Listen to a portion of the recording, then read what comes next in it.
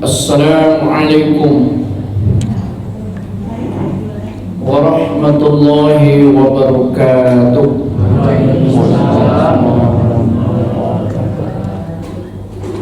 Alhamdulillahilladzi khalaqas samawati wal ardh wa ja'alaz zulumati wan nur summal ladzina kafaru bi rabbihim ya'dilun. Asyhadu an la ilaha illallah wahdahu la syarika lah wa asyhadu anna Muhammadan abduhu wa rasuluh sallallahu alaihi wasallam la nabiyya ba'da.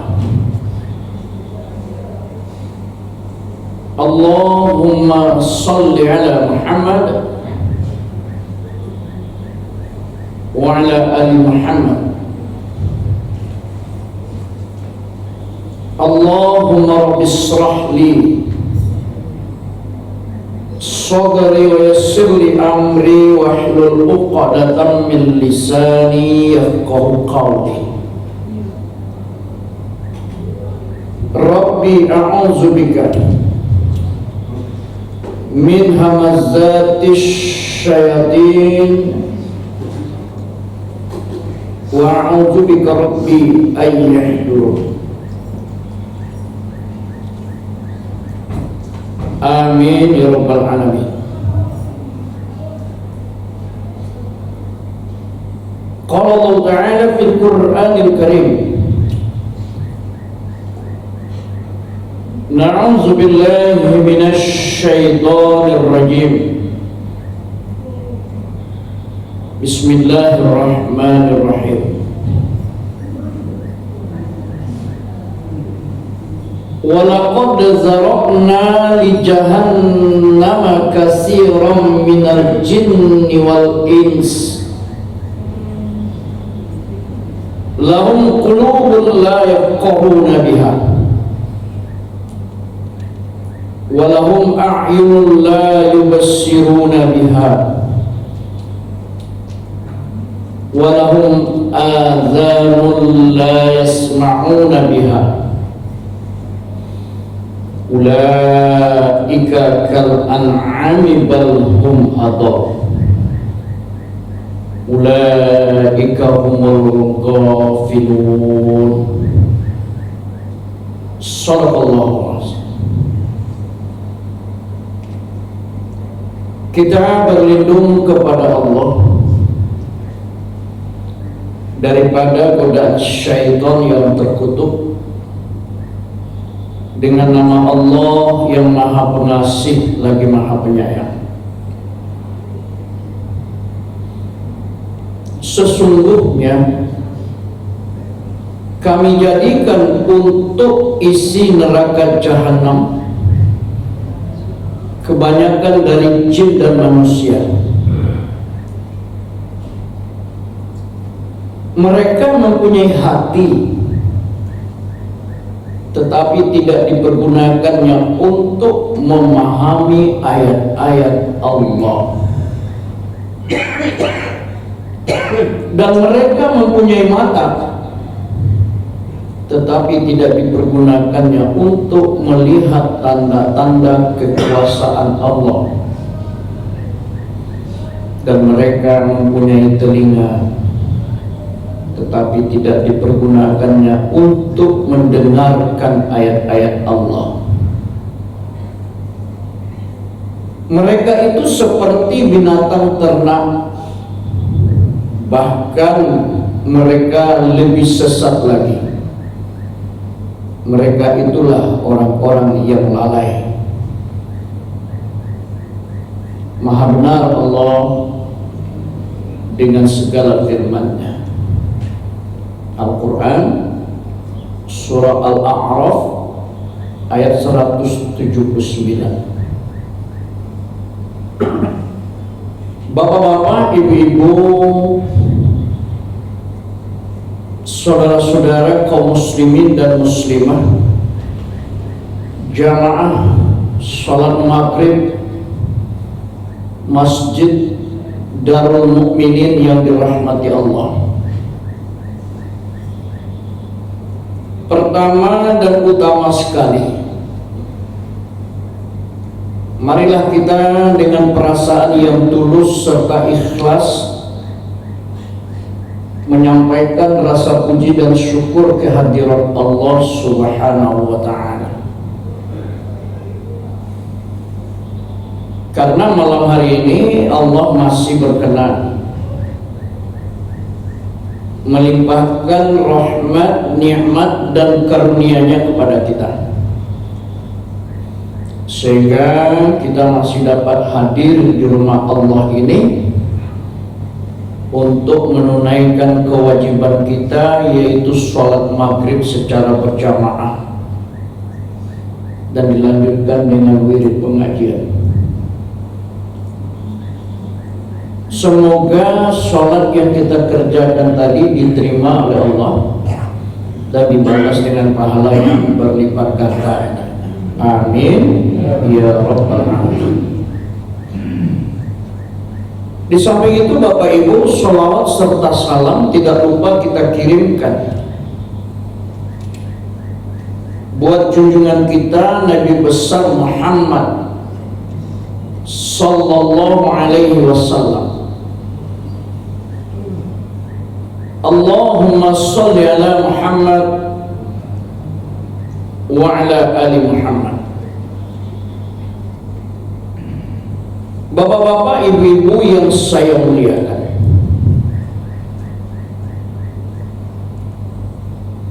pengajian kita malam hari ini yaitu tentang calon penghuni neraka jahanam. Judul ini kita landasi dengan firman Allah di dalam surah Al-A'raf ayat 179.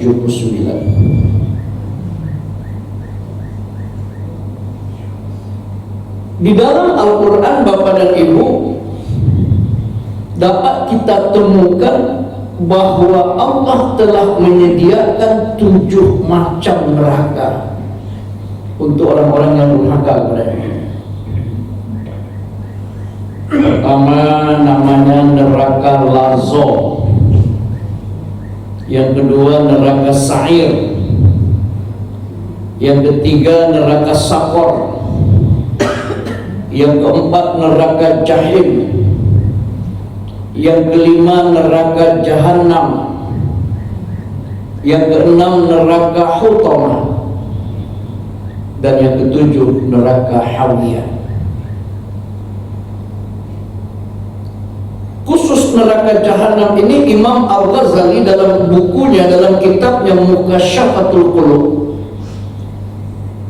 beliau mengatakan bahwa neraka Jahannam itu adalah neraka yang gelap dan hitam, tidak ada sinar di dalamnya.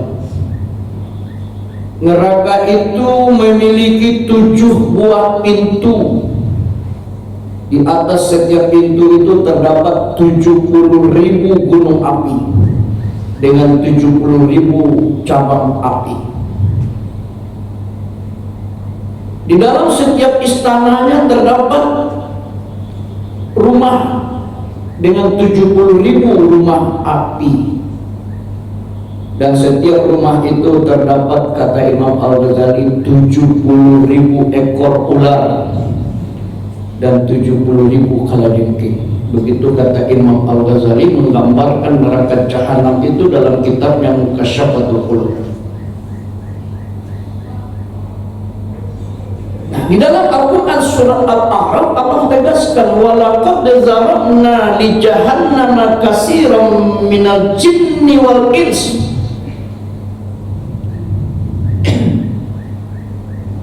Sesungguhnya kami jadikan untuk isi neraka Jahanam itu kebanyakan dari jin dan manusia. Jadi rupanya jin kok masuk neraka juga, Bapak Ibu.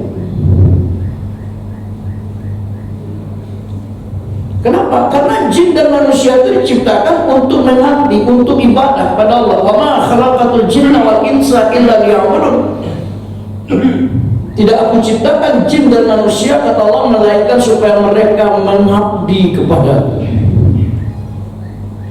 Lalu ada jamaah bertanya, kamu Ustaz, bagaimana itu Ustaz?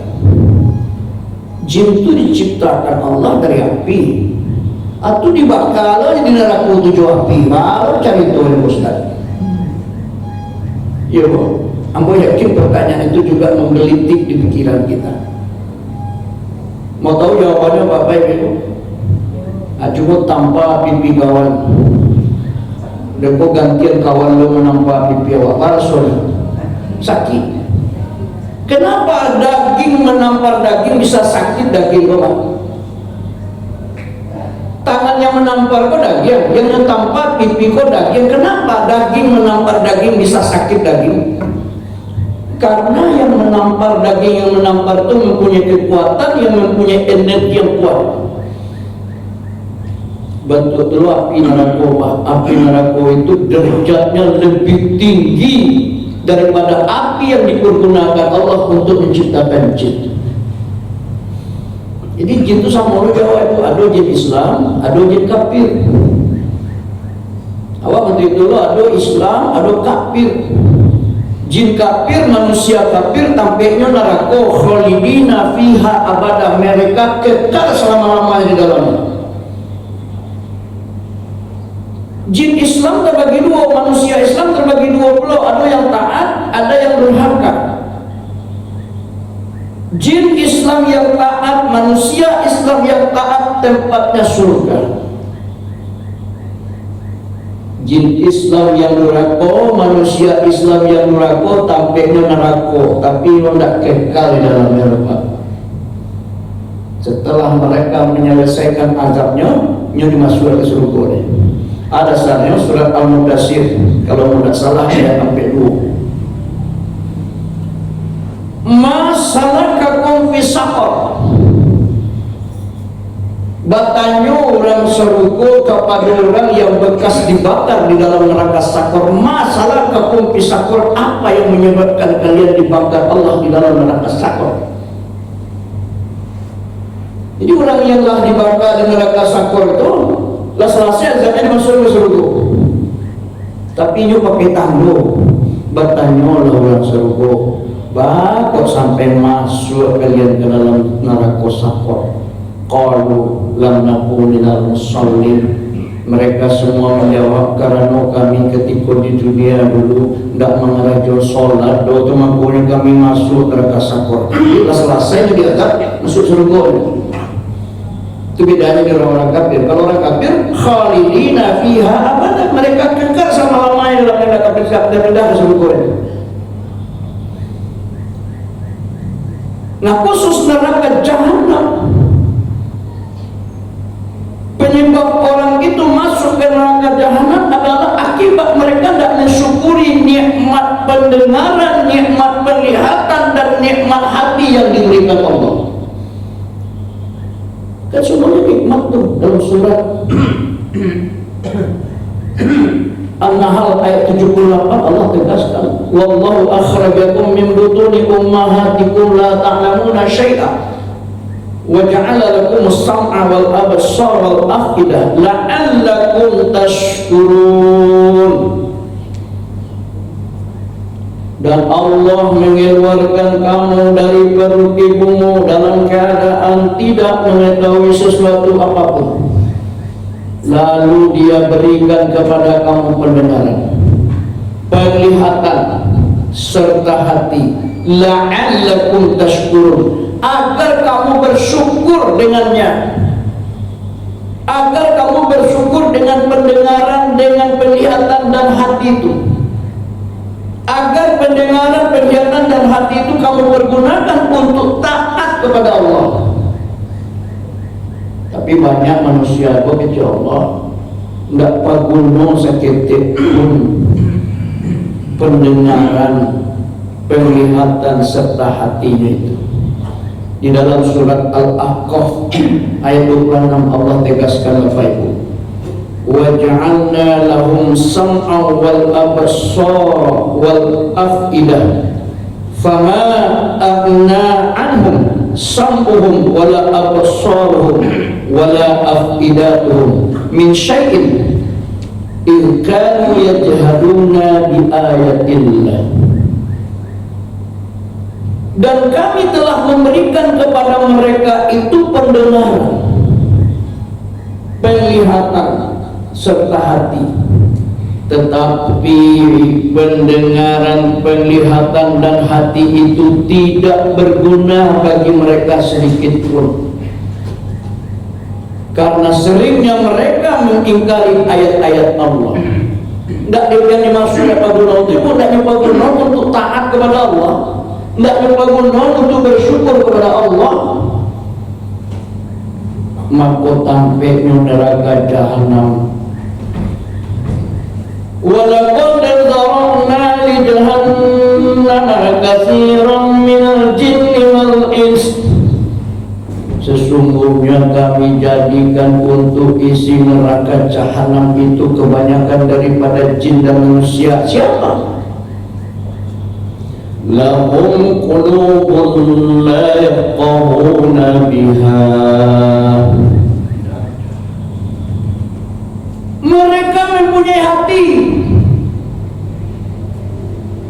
tetapi hatinya tidak dipergunakan untuk memahami ayat-ayat Allah. Hati dan pikirannya, perasaannya tidak tunduk kepada ayat-ayat Allah. Hatinya, perasaannya, akal pikirannya tidak mencerna perintah dan larangan Allah yang ada di dalam Al-Quran. Artinya tidak mau menerima kebenaran yang datang dari Allah. Ulaika kal an'am bal hum adall. Mereka itu sama dengan binatang, walaupun dalam terjemahan diperhalus binatang ternak, sebenarnya binatang. Bahkan lebih sesat lagi. Dia arti kalau manusia itu hatinya tidak berfungsi, bunyinya lebih ganas ketimbang binatang. Manusia itu makhluk yang unik, Pak. Malaikat diciptakan di Allah, diberi akal, nafsu indah, sehingga tidak ada malaikat itu begini, Bapak. Tidak ada malaikat itu punya jenis kelamin, tidak ada. Dia diciptakan Allah, dia punya akal saja, nafsu tidak, sehingga malaikat itu kerjanya ibadah saja, kerjanya berbuat yang baik-baik saja. Kemudian makhluk Allah namanya binatang. Binatang diciptakan Allah, dia nafsu wakai tidak. Makanya binatang itu tidak tahu mana yang benar, mana yang salah, mana yang halal, mana yang haram, mau punya orang, mana tidak punya orang, tidak tentu binatang dulu. Kenapa akal ada dong?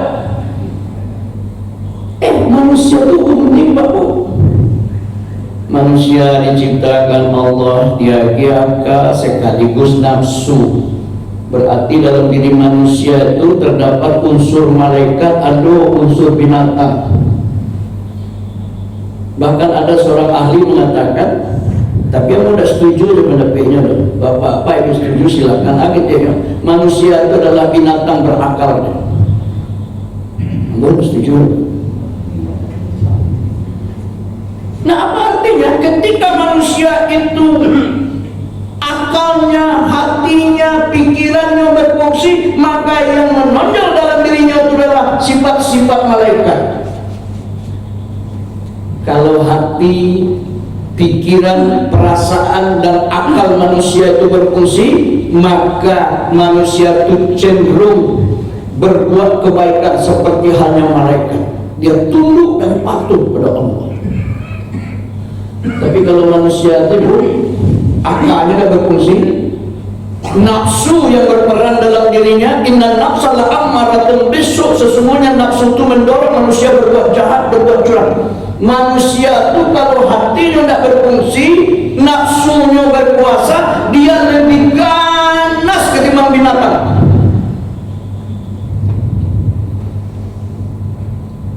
Seorang ayah kalau hatinya juakannya dapat fungsi mengandung anak manusia ini. Ada di lubu andong itu dia caleg gagal itu yang nggak jadi calegnya. Kaitan apa? Anaknya baru kelas 6 SD mengandung dia diperkosa. Akhirnya anak itu melahirkan seorang anak. Orang pun bingung memberikan status anaknya. Apakah anak kandung kan cucu kandung kan? Itu bapak itu binatang. Lebih rendah derajatnya ketimbang binatang, lebih ganas ketimbang binatang.